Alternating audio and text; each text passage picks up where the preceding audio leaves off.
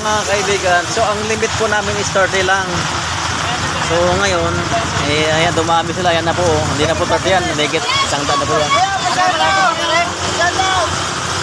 Ayan po. So ayan po mga sir, mga ma'am. Ayan po, kasi ayan po doon kasi kung doon sana kami kasi lang malalim doon eh.